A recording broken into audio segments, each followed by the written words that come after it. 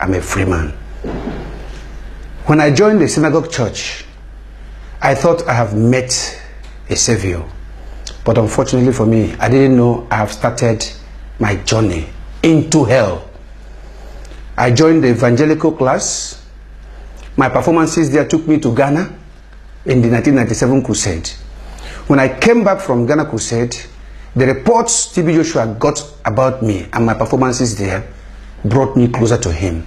And I was advised to join the disciple by his agents.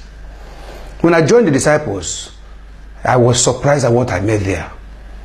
It was a concentration camp, but there is no power, no force as strong as brainwash. I was gradually brainwashed into living without eating meat, without eating fish. I was gradually introduced into humiliating people.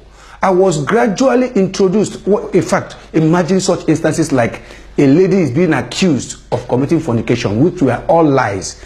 And the lady was brought out before all the disciples, naked, and pepper was grinded and mixed with water and inserted into her vagina.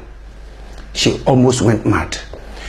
TB Joshua would engage all known mind control techniques to keep his disciples in check. Sleep deprivation was his standard, and the cruel punishments he meted out for the slightest offenses were calculated to induce fear. Snitching was the order of the day, and he had the ability to disorientate the best of men. Disciples dared not converse freely for fear of punishment. Gradually, the disciples will be led into working out his deceptions to fool the public, becoming tools in his propaganda machine. I was made a prophet in June 12th, 1999, on his birthday. From then, the powers invested in me increased. I became a terror to co-disciples. People run away from me because I will do whatever he asked me to do. Any disciple he asked me to slap, I will slap. We were being caned with koboko, with cow tail regularly. Without all our bags were filled with scars. So this is what we continued. We aided him. People were being tortured to some extent that you cannot talk, suffering and smiling. Before the congregation, you will be smiling, but at the back of the congregation, because you cannot say anything, you have been brainwashed to believe that TB Joshua is the Lord. That even if you offend him in this world, you will still meet him in heaven. Prophecies were informations given to him by members, information given to him by workers, disciples. When we get people at the gate, if you have been there before, you will see in the morning as early as 4-5, people will gather at the gate. 4-5 a.m. people will gather at the gate. Right at the gate there, we interview people, screen them, they tell us their problems and everything. These are things, those we allow inside, these are things we will take to TB Joshua, and that will form the basis of his prophecy. Sometimes we will gather people and ask them to write their problems. They will write their problems and we'll carry it to the old site, to one of his prayer grounds, and keep it there for him. He will keep reading it. After about 2 to 3 months, he will come out, those things he read from those people's problem, he will come to predict them. He will come to prophesy them. People from overseas, the same thing. About the healing, the so-called miracles. Miracles of what we call miracle of crippled people. I bought 4 wheelchairs for TB Joshua in the church. What we call miracles of cripple healing, like that of Mr. Maxwell E.J. That wheelchair was bought by me. Maxwell E.J. got drunk, and when he was stepping down from his story building, he fell off and hit his waist. And he had a sprain. When he came to us, we now brainwash this man that unless he sits on a wheelchair, he will not gain the access to see the man of God. And we brainwash the whole family. You can imagine how powerful the game of brainwash is. And you see people crying, begging him as if that cry, they started from home. Why the show? Why do we have to show the whole thing? How they are crying, begging him, Papa, please help us. All those things are manipulation. I bought the wheelchairs. That wheelchair that Maxwell used was one of the 4 wheelchairs I bought. There's a woman we also call Mama Jaye from a place called Bini in Nigeria. I bought the wheelchair. The wheelchair again for Hyacinth. Well, these 4 wheelchairs were being recycled among all the whole people they bring. When they bring you, will brainwash you to sit on wheelchair. Are we talking about? What are we talking? So many things. What we call cancer. Those things are not cancer. If you want to prove this, in later times, when some Americans came and discovered that those things were not cancers, they started writing against us. And we turned the name. We no longer call them cancer. We call them leg ulcers, body ulcers.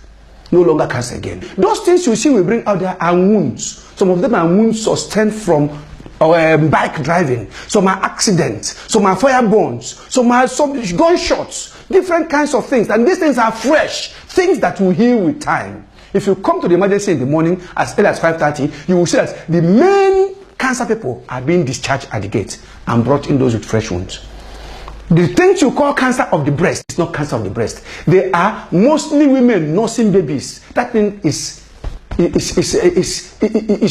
not cancer. It is abscess. Abscess of the breast, maybe because of the pressure, because of that is abscess. I can explain this to you. You have to look at those pictures very well. You will see those things are not cancers, they are abscesses. What if they had also gone to a normal hospital? That thing will be removed. There are so many things we did with TB Joshua.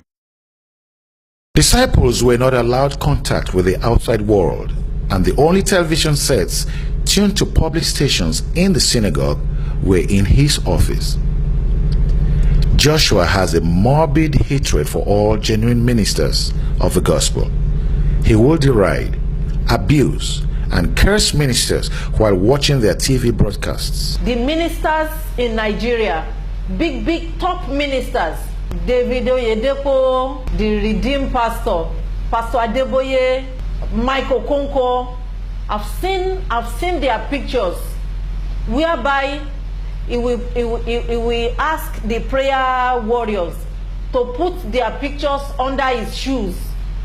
You know, these are the spiritual work he normally do, and he will use the shoes to be walking on his prayer mountain. Sometimes he will be using hammer to hit on these pictures because he doesn't want them to say anything negative against him. He does not want them to say anything about him. Spies with recording devices were sent into various churches to monitor those who opposed TB Joshua. Rejected and derided by the Pentecostal Fellowship of Nigeria, TB swore revenge. Using his doctored videotapes and staged miracles as his major thrust, he convinced the nation that he was bigger than all other churches. He used us to pass wrong informations. He used us to stamp against people, against other ministries. He sends us out into churches, load our phones. We load our phones up to 10,000, 15,000, 20,000. Inside those churches, people will be talking, whatever the pastor is talking will be recorded. We dial a call. When we dial his number, the number will be reading in his office and these things will be recorded. So many things about TB Joshua. He is an epitome of deception. He is a house of horror. 1 John 2 verse 18 says, "Little children, it is the last time, and as you have heard that Antichrist shall come, even now are there many Antichrists, whereby we know that it is the last time." I was a junior prophet with him. I was in Ghana. I went to Ghana because Pastor Kayode, who was there, moved out of the church, established his own Awakeners Chapel, and took away all the members. I went there because TB Joshua sent the first person, Prophet Ben, and Prophet Ben could not perform. Prophet Ben was given outstanding instructions to go there and make sure that Kayode is bundled inside the boot of a vehicle and brought back to Lagos. But when Ben failed, he knew I was the person who could do it, so he sent me to Ghana. When I got there, I tried everything. I got his file from immigration, his original file. I realized that Kayode have established an NGO. He has a church. He's married there. He has 2 children. So he became a citizen. He was naturalized. And he has some strong men in his church who guide him security-wise. So everything I tried failed. I was still fighting this war when Kayode himself started sending texts to members that they should ask TB Joshua what he did to the wife. That his wife, the wife he married in Nigeria, he separated them for about 5 years. The wife was living with Lola. The wife, Lola Peters, Lola Kayode Peters, was living with TB Joshua in disciple quarters. While Kayode was living in Ghana alone for 5 years. More than 5 years. So Kayode took that opportunity because he knew what TB Joshua was doing with the wife. Kayode told everybody that TB Joshua pregnanted his wife and sent it for him to Ghana. So that he wanted to prove to the world that TB Joshua is not what people think he is. And I was surprised. I came back to Lagos. I told TB Joshua, I said, this is what the man is saying. He said, don't mind him. But unfortunately, when I came back again, they said Lola Tommy had become big. And surprisingly, one morning, they said the baby, she had a miscarriage. They aborted the baby. So that the world will not know what TB Joshua has done. Today, Lola is living. TB Joshua is living. Peters is living. What about how he messes up people? People like Amokachi. Amokachi came there with problems. He has some knee injuries problems. He came there. Instead of TB Joshua helping this young man, instead of him praying for him, TB Joshua now plotted with us and told us that he wanted to convert Amokachi to the lowest disciple among us. And he did it. Amokachi never succeeded. When he went to one club in America, he could not perform. He came back again. He was virtually living in the synagogue church with us. And TB Joshua reduced Amokachi to a common supermarket attendant. And he was recorded without knowing. TB Joshua has made a complete documentation of Amokachi. What about Kanu Anko? Kanu entered in when he had problems, trying to solve his problems. But he didn't know that he was recorded. And that is what TB Joshua had been parading to all great men in the world, that he healed Kanu and Kanu denied. And since he has the vision and the distance, everybody believed him. That was what he used to confuse Amokachi. That's what he used to confuse James Obiora, even though James Obiora was a bit tough for him.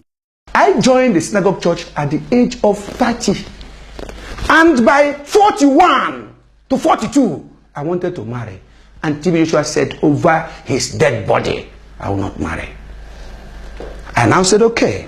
My eyes opened. I looked. I saw that this man was not whom he said he is. When we started this ministry, he was telling us that, see, that any day he start putting the money in his money in the bank account, that is the God will take away his power. Any day you start driving a big car, that's the God will take away. But I came back from Ghana one day to meet 4 jeeps. The house is building in his hometown, over $1 billion have been put in it. This man has committed much havoc. Am I talking about the people he destroyed their lives? He tells people, when people come there with problems, we cancel them, especially the HIV, serious sicknesses. They should not take drugs. They should keep blessing water in the name of the God of TB Joshua. And people did that. And I'm telling you, they died in their thousands. But himself, TB Joshua himself, call me tomorrow face to face, I'll tell him. He takes drug. He sends our canteen woman, Mama Mike.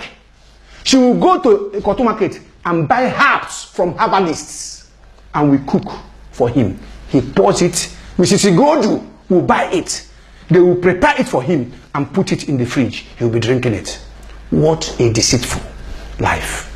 People who have toothache in the church, he will tell them, no, bless water, and don't take any drug, don't go to the hospital. But we have extracted the teeth of more than 50 disciples in the hospital. If any problem, you go to hospital. But members are dying daily. He has caused much harm to this country. He has caused much harm to the whole world. What about those that come in? After he has finished them up, he will send them to their countries and they will die. Is it the people we say we are healing? The Igbo people? The same drug, you will see they display their drugs in their presence. Those drugs are not being thrown away. We pack them in. We look at them. If it is not much, we will search for them in Nigeria or the equivalents. We will mix them and put into the fruit juice they will be taken. If they spend 1 week in synagogue church, when they go back before the next 2 days, the problem will start. And when they call to tell us the attack has started again, we tell them it is their sin. They should confess. One of TB Joshua's greatest coups against Nigerian Christianity was the capture of a popular young tele-evangelist called Chris Oyakhilome. The disciples recall all details of how TB Joshua plotted, lured, and enticed the minister, fooling him completely. Matthew 24 verse 24 reads, "For there shall arise false Christs and false prophets, and shall show great signs and wonders, insomuch that, if it were possible, they shall deceive the very elect." What about manipulations? What about creating confusion in the Christendom? The case of Chris Oyakhilome was a sample case. He gradually tripped to Yekilome to come and visit him. He first put up a call to Yekilome. He put up a call to Yekilome after seeing Yekilome on television. Yekilome picked the call, answered it, and thinking it's a good gesture, promised to come and visit TB Joshua first. And when he came, we organized all our journalists, we put camera everywhere, we recorded Yekilome even up to the last step he made. We want to use it to send the message across to the Nigerian Christian world. We want to send it to PFN. We want to send it to CAN so that they will know if TB Joshua is a demon, why then should people like Chris, whom they recognize, be his friend? TB Joshua courted the Nigerian press and has many hungry news reporters on his payroll. A lot of the reported benevolence is highly exaggerated, and the press was often used as a tool for reverse psychology, printing crazy stories to lure people and buy sympathy for the synagogue. TB Joshua's fakery became so effective that many of the Nigerian elites have become ensnared. From governors to high-level police officers, TB has a following that is outstanding. Presidents of nations, multi-millionaires, and many international figures are among the list of his victims. James 4:4, ye adulterers and adulteresses, know ye not that the friendship of the world is enmity with God? Whosoever therefore will be a friend of the world is the enemy of God. Second time again, we invited him when we were having what they call the blood of Jesus. That was the time they brought in one man, Dutchman, Mr. Westerhoff.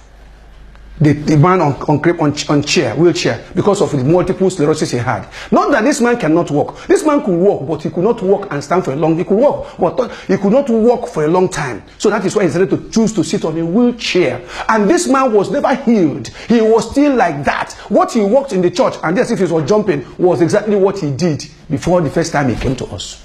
That was the man we used to showcase Yekilome. When Chris came, that was the man we showcased. If you watch the video, you will see it was Chris and TB Joshua. TB Joshua indirectly discipled Chris, because what happened was what he used to do. If we are praying, TB Joshua will stand by us and believing to be giving us, strengthening us with power. So that was what he did to Chris. So this was what he packaged and gave to his journalists to send to the world. In conclusion, how did an illiterate half-wit pull off such a grand deception? And I went back to Ghana. I said, well, since things are changing, let me now, at the age of 41 plus, no marrying, because everybody, it's a taboo for you to, nobody, even if you are married, you will be separated with your wife. If you are lucky, if you want to sleep with your wife, he is the person who will tell you when to sleep with your wife. He will tell those in disciples who are married and their wives are living at home and while they are in the quarters, he will tell them when to have sex with their wives, either once or twice in a year, and he will give them pass to go and sleep with their wife and come back the following morning. So if you try that without his permission, you are in trouble. That is tantamount to rebellion. You are rebellious. Even you will not. Where will you see your wife to sleep with? Where will you have chance? Nobody is free at a time. Everybody is monitoring everybody. So you have no 1 minute to hide. So things changed. If you go to Synagogue Church, as I'm talking now, you will see women there, you see ladies there who joined him at the age of 15, 13, 14. He disvirgin all of them. He has been sleeping with all of them. They are now 35, 40. Some of them are 35 and 38. Some are 31. They are not yet married. They are just there for his luxury. He sleeps with them, does anything he likes with them till today. So when I go back to Ghana, I said, no, I need to marry. I met with a young lady I wanted to marry. She was a journalist that worked with GTV, and she was a journalist. She's a reporter, and she worked with Savi, the United Nations body. So I met her. We talked and we agreed. The father of the girl was the regional minister of Volta region. A very wealthy family and good girl, educated girl. I saw her and I prayed. I said, okay, I better go home and tell TB Joshua that I've seen somebody I want to marry. When the girl agreed, I came back to Lagos. I told TB Joshua that I want to marry. Heaven was let loose. Immediately, somebody else was sent to go and replace me in Ghana. While I was